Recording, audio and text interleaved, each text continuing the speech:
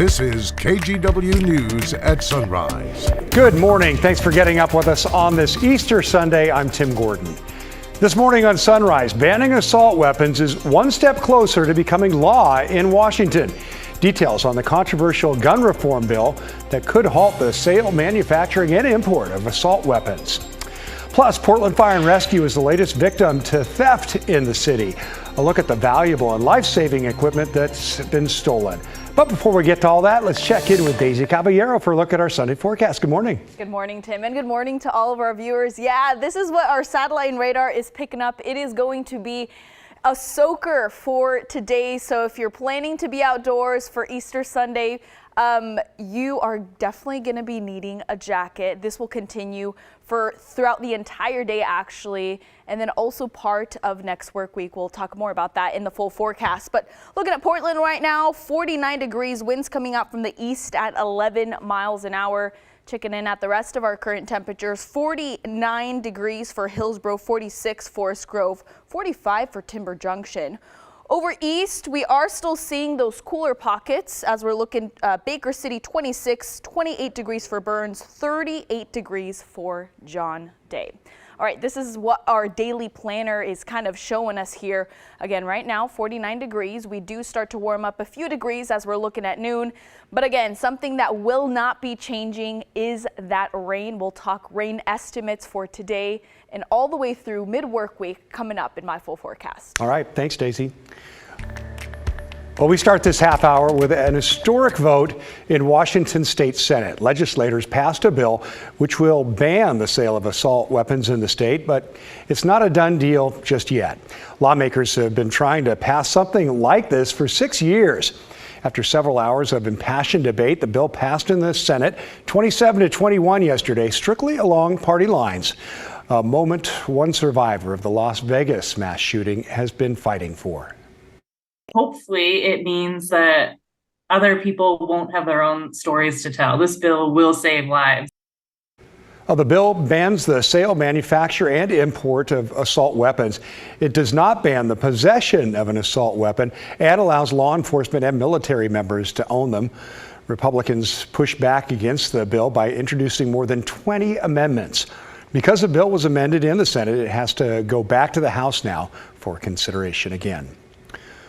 Well, here in Portland, a young woman is speaking out after her brother died in a shooting earlier this week. It happened Wednesday night in Northeast Portland. When police arrived, they found two people who had been shot and killed. Art Edwards has the story. My brother, he was a loving man. You know, he leaves behind, a son.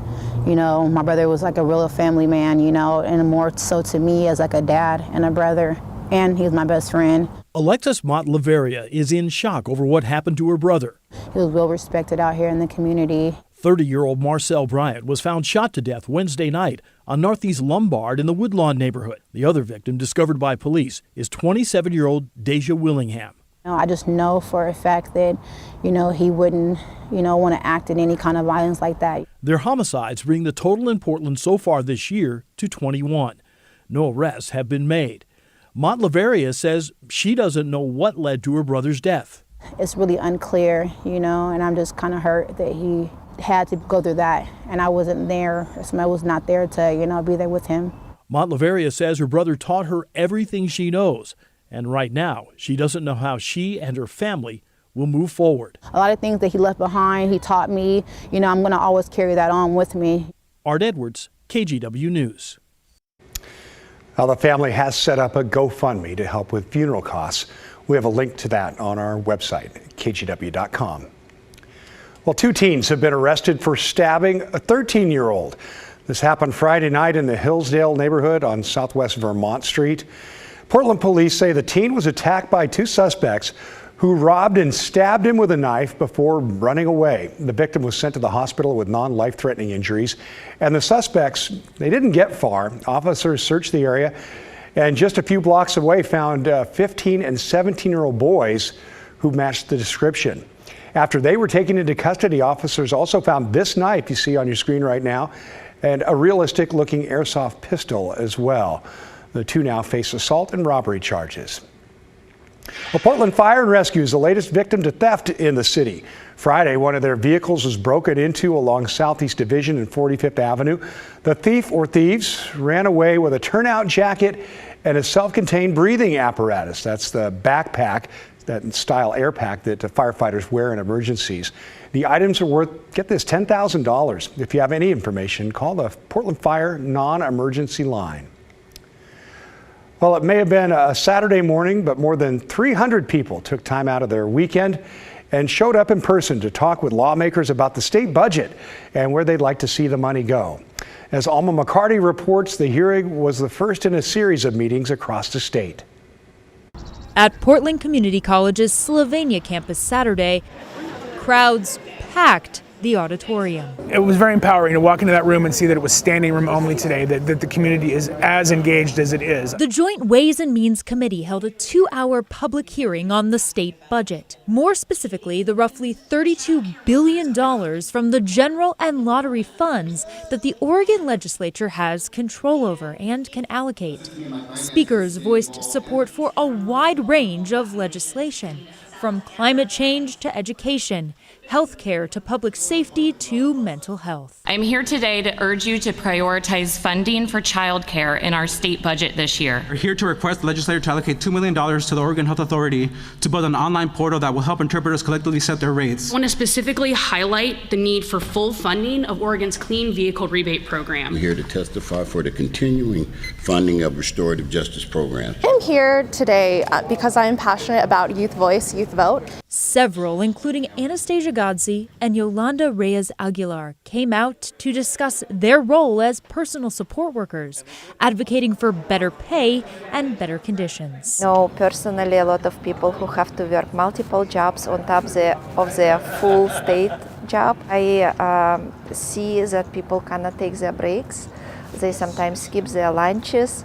They have to work mandatory overtime and they still feel like they're fallen behind. Estamos aquí pidiendo que se nos dé un pago justo. We're here fighting for a living wage, a fair wage. The work that we do is very heavy and very difficult. A lot of the time we're working 24 hours a day. Steve Shoemate, a home care worker for about 25 years, says many essential workers feel a similar strain.